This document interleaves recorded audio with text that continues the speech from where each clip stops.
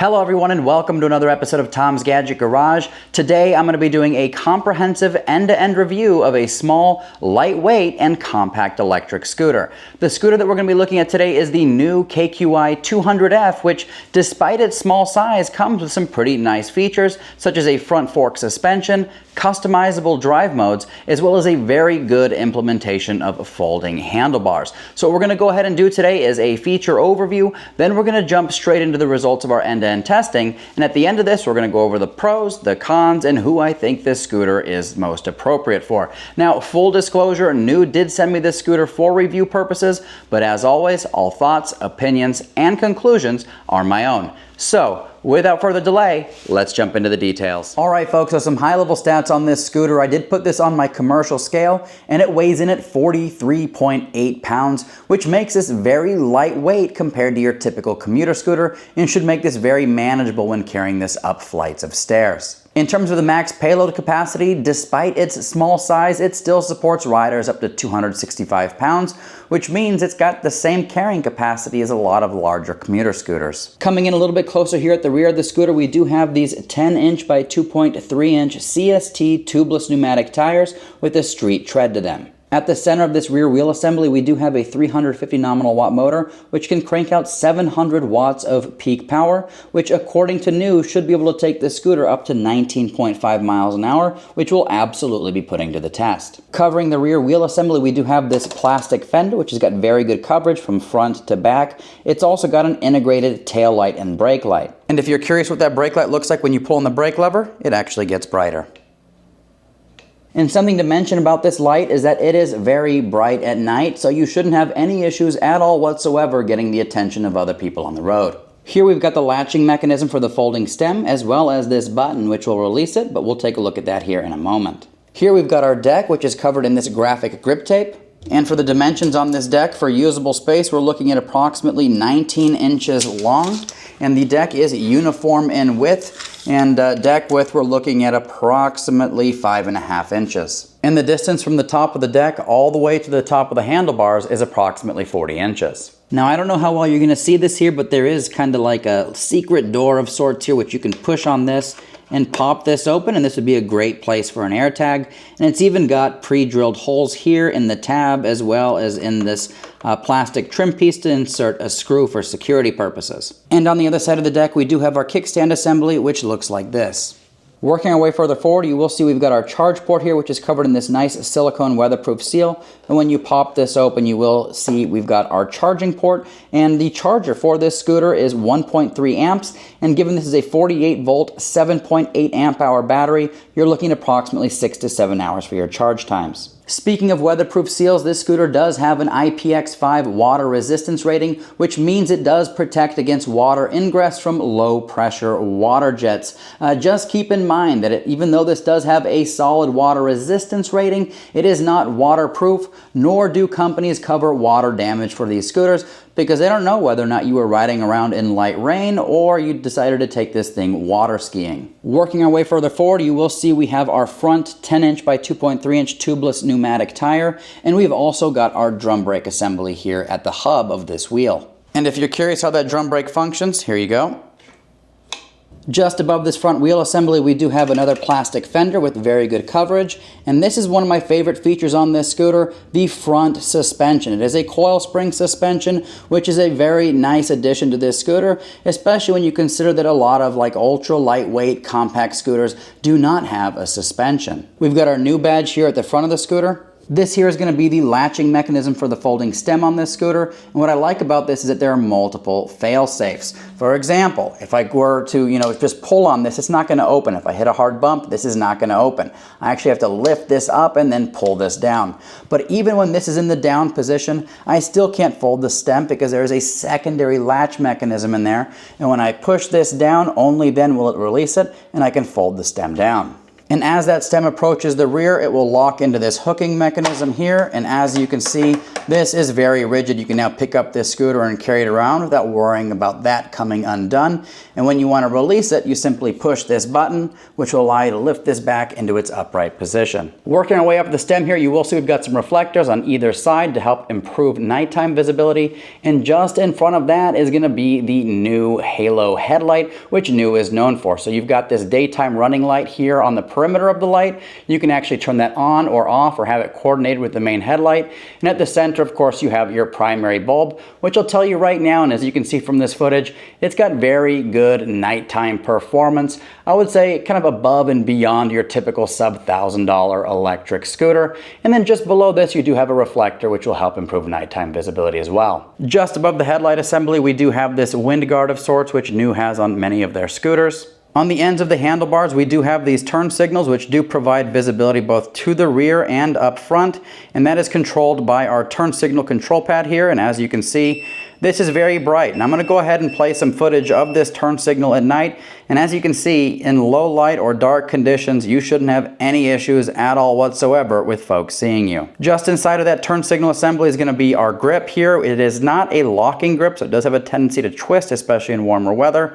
And then just to the left of that, we do have our twist throttle, which is the same kind of throttle we see on the NIU KQi 200X. This here is the locking mechanism for the folding handlebars, which we'll look at in a moment. And at the center of the cockpit, we do have our display, which will show you your speed in miles per hour, kilometers an hour. You've got the Bluetooth indicator status, letting you know it's connected to the app. And then you've got 5 battery bars. Right now it's showing 3, which will let you know how much juice you have left in the tank.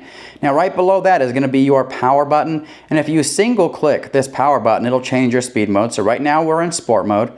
If we click it again, you'll see e-save on the screen, letting you know you're in eco mode.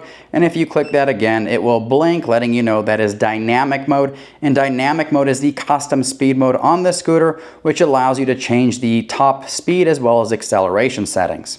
And if you double click this power button, it'll turn on your headlights. To the left of the display is going to be the other locking mechanism for the folding handlebars. We've got a bell here, which sounds like this.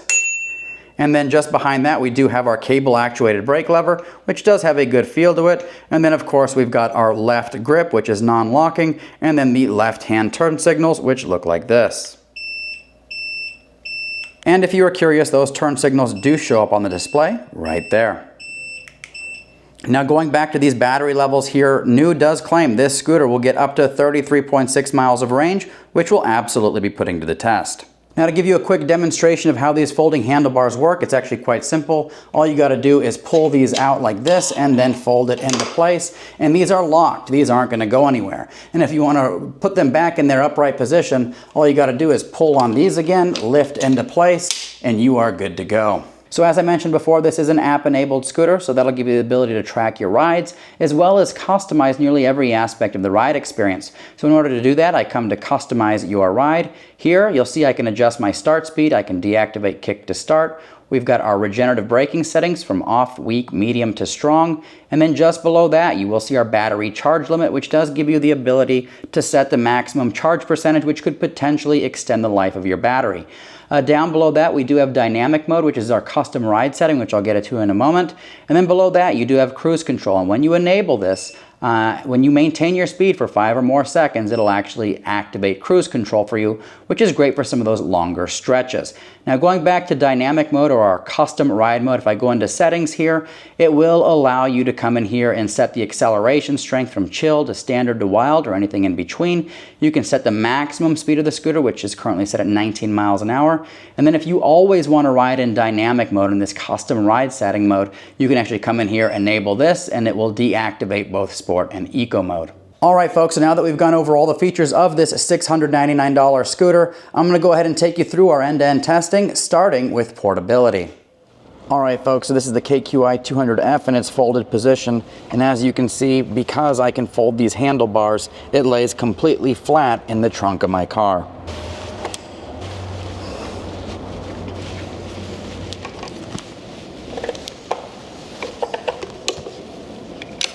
Once you've got the stem extended, all you got to do is pull these down, lift, and lock into place, and you're good to go. All right, folks, so we are out here on our first impressions ride on the new KQi 200F. And right now we're cruising around in sport mode. It is quite the windy day today, unfortunately, but we'll make do with what we've got. As you saw with me unloading this from the car, you know, this scooter gets very compact, and we can thank the folding handlebars for that. Normally, I'm not a huge fan of folding handlebars because on some of the scooters that I've tested out, those handlebars are sometimes a little bit wobbly, you know, there's never a perfect fit. But so far on this KQi 200F, I mean, these handlebars are solid. As you can see, with a college town like Tempe, Arizona, a scooter like this is pretty much perfect. I mean, you can cruise around town with this. If you want to throw it on the light rail or the bus, you can absolutely do that. You know, there are a lot of lightweight, ultra portable scooters out there, but if the handlebars don't fold down, then that's going to be one of your limiting factors. You know, it doesn't matter how narrow the deck is or how short the deck is, you still have these wide handlebars. And with the folding mechanism on here, they just fold right out of the way for you. Right now I'm riding out to a nice little ramp which will allow us to test out the hill climbing ability of this scooter. It is going to be a 12% grade, so very appropriate for a scooter of this caliber. You know, it does have a 350 watt motor, can crank out 700 peak watts of power. So, you know, for a tiny little, you know, 43.8 pound scooter, not too shabby. You know, especially something that folds down as small as this. We've got some hard packed dirt up ahead. Give us a little opportunity to test out how this feels on hard packed dirt. Of course, we've got that front coil spring suspension. No suspension in the rear, just in the front. Very similar to the KQi 300X. I covered that scooter extensively on this channel, so if you want to check the description below, I'll include my full review of that, as well as a link to the entire review series I made on that scooter. All right, so this is going to be our 12% grade. So I'm going to go ahead and get us turned around here. So we're going to go ahead and test that out in 3, 2, 1, go. Oh, of course, as soon as we start, the wind kicks in. All right, 700 watts of power, folks. We're making it up. I think 5 miles an hour or so. 4 or 5 miles an hour, 12% grade. And we made it. 12% grade, not a problem for the KQi 200F. Now, if you live in a place with a ton of hills, especially steep hills that go above and beyond that 12% we just tested, you know, you might want to consider something a little bit bigger. If you're looking at the new lineup, the KQi 300X is a very good hill climbing scooter. I put that thing to the test. I took it up our endurance hill climb, and that thing did a phenomenal job. Here's another little incline for us to go up. This is more gradual, you know, probably around 6% grade, and we're cruising up this. No problem at all. All right, folks, we've got our pedestrian bridge here. It's going to give us a little bit of an opportunity to test out the hill climb ability of this scooter. And here we go. Throttle is all the way in. And looks like we are holding strong at about 13 or 14 miles an hour. This scooter has a 350 nominal watt motor, which can crank out 700 peak watts of power, down to 11 miles an hour. And there we go, folks.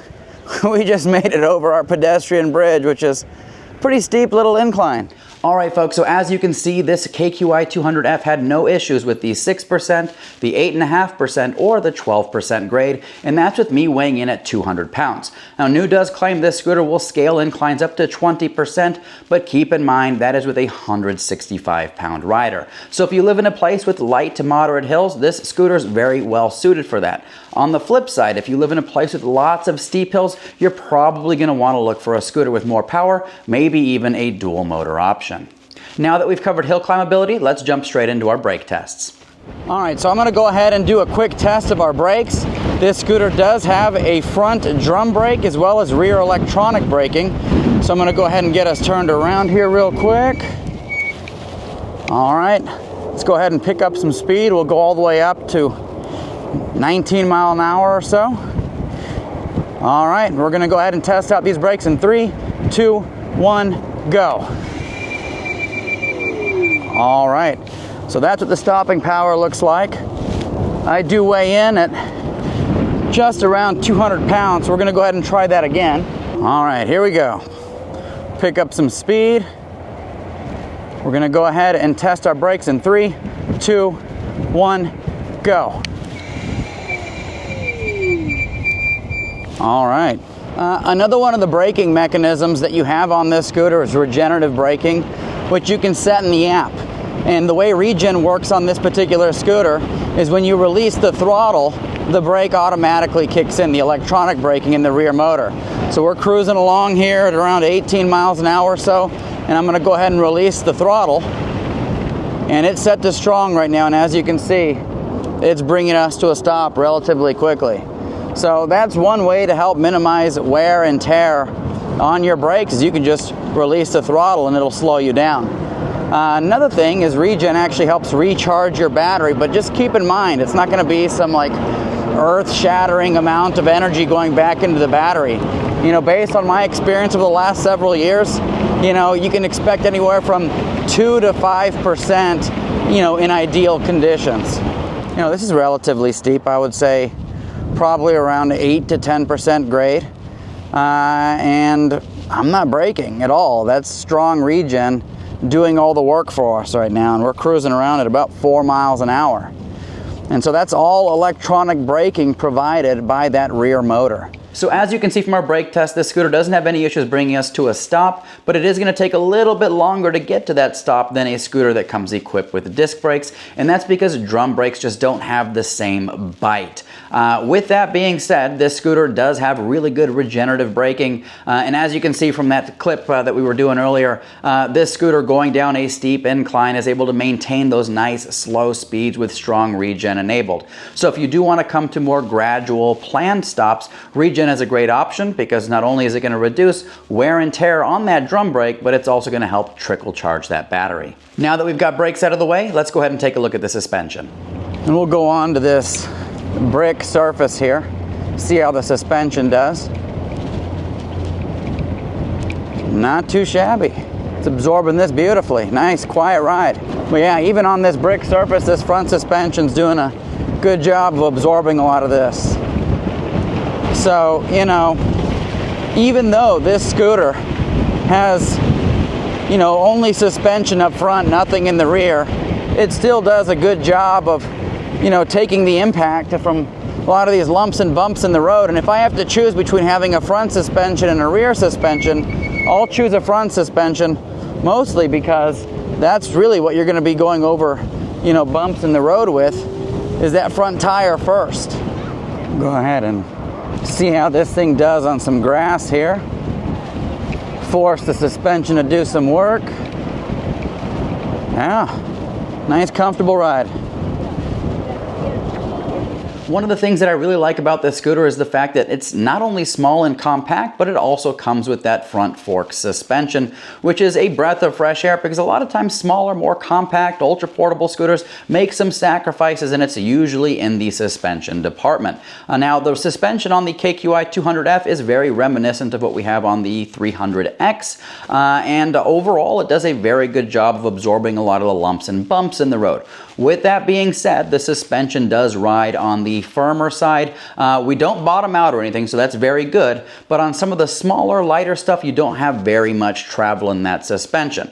On the flip side, when you go over particularly aggressive stuff, as you can see in this slow-mo clip above, that front fork suspension absolutely kicks it into high gear and absorbs a lot of that impact. The rear of the scooter doesn't have a suspension at all, but it does have those tubeless pneumatic tires that do have somewhat of a shock absorbing capacity to them. But just know that, you know, even though the front has a suspension, it's doing a good job of absorbing a lot of that stuff, you do feel a lot of that in the back. But overall, the KQi 200F delivers a relatively comfortable ride, which is significantly more comfortable than a scooter with no suspension at all. Now that we've got suspension out of the way, let's go ahead and talk about top speed and acceleration. All right, folks, so we're going to go ahead and do our top speed and acceleration test. And for this particular test, I'm going to use the Draggy GPS performance monitor. That way we have an accurate way of tracking our results. And I do have the top speed and acceleration setting set to max in the app. We're going to go ahead and get started in 3, 2, 1, go. All right, I'm showing 10 miles an hour. Picking up some speed, 15. I'm showing 18 on the screen. We'll keep it going here for a few more seconds. All right, let's go ahead and see how we did. All right, folks, so for this test, 0 to 5, 1.01 seconds, 0 to 10, 3.18 seconds, 0 to 15 miles an hour, 6.72 seconds, and we get a top speed of 19 miles an hour in 13.78 seconds. I'm gonna go ahead and redo this test, but in the other direction. We're gonna go ahead and do round 2 in 3, 2, 1, go. 10 miles an hour. I'm showing 15 on the screen. We'll keep going. 18. And we'll keep it going here for a few more seconds. All right, we're gonna go ahead and call it there. All right, folks, so for this test, 0 to 5, 1.69 seconds, 0 to 10, 4.24 seconds, 0 to 15, 8.44 seconds, 0 to 19 miles an hour, and 16.79 seconds. All right, so taking a look at the top speed and acceleration results, the one thing that comes to mind is that this scooter has very smooth acceleration. There's nothing aggressive or anything that's gonna throw you off the scooter, and that's what the settings turned all the way up to wild. So you get a very predictable acceleration curve. If you look at the 0 to 5 and 0 to 10 performance, it's very reminiscent of what we got on the Segway 9Bot Max G2. It's just that when you get up to 15 and beyond, that's where you see some of that separation. Looking at the average of both of those runs, we were able to hit a top speed of 19 miles an hour in an average of 12.29 seconds, which is respectable given this scooter has a 350 nominal watt motor as well as 700 peak watts of power. Now, one of the most important factors that people consider when buying an electric scooter is going to be the real world range that they can expect to get out of it. Now, a lot of times manufacturers will claim theoretical figures, which are usually based on a rider of 165 pounds cruising around in the slowest speed mode on a windless day, minimum stop and go, completely flat ground and 75-degree Fahrenheit temperatures. Very, very treadmill conditions.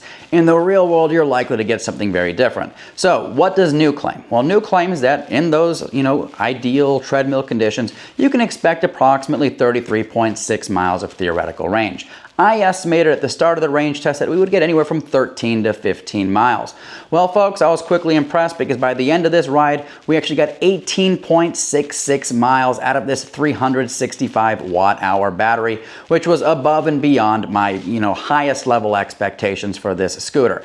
And what's important to note is that even though we, crossed that 10% battery remaining mark, we were still able to maintain 16 miles an hour, which is really impressive because a lot of times some of these smaller scooters, you'll see that speed bleed off and it gets pretty dramatic there towards the end once you get below 30, 20% battery remaining. With this, below 10%, we're still able to maintain 16 miles an hour, which is really nice if you're looking to maintain more of a consistent riding experience throughout that entire battery range. All right, folks, so now that we've gone over all the features of the scooter as well as the results of our end-to-end testing, what are some of the things that I love about the KQi 200F? Number one on my list has got to be the folding handlebars as well as the compact form factor that this scooter comes in. And if you follow my channel for a while, you'll know I've covered a bunch of different scooters that come in all different shapes and sizes. And I'll tell you right now, it is a breath of fresh air having something as small and compact as this because it's really easy to throw into the trunk of the car and head off onto my next adventure.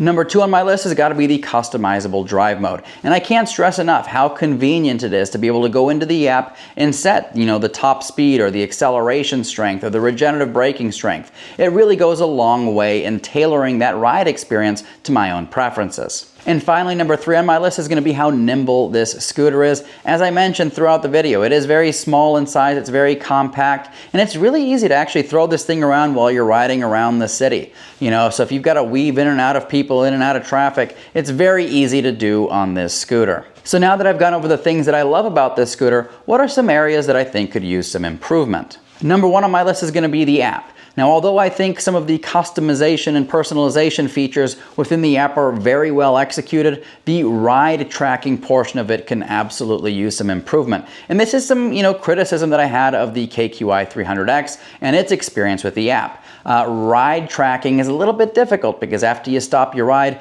it takes powering on that scooter multiple times for those rides to eventually show up. And it usually shows up for me the next day. So I'd really like to see some more real-time editions of those rides in the app itself.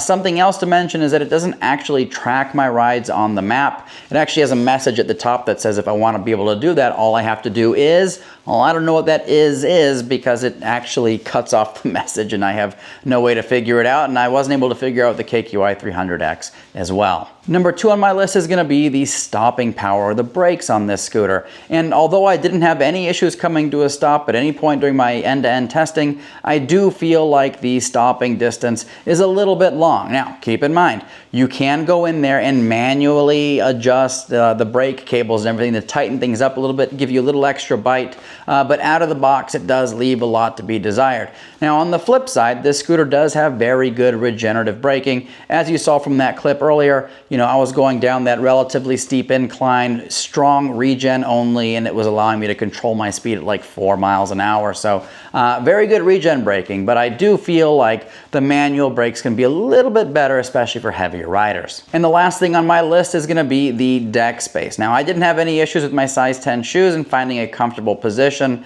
but I do think that if they had a little bit of a less extreme angle on the front part of that rear fender, it could serve more as a kick plate, which would give you a little bit more variety in terms of foot placement on the scooter, especially people with bigger feet. So given all the things we've covered today, who do I think the KQi 200F is best suited for? Well, if you're in the market for a small, lightweight, and compact electric scooter which delivers respectable range, can tackle light to moderate hills, and gives you the ability to completely personalize the ride experience, the KQi 200F is definitely worth your consideration. Now, let me know in the comments section below if you have any questions, comments, thoughts, concerns. Happy to address those. And if you do want to pick up one of these scooters, I will include an affiliate link in the description below, and if you use that to make your purchase, it absolutely helps support this channel and keeps the wheels moving on future reviews. As always, thank you so much for tuning into Tom's Gadget Garage. We'll see you next time.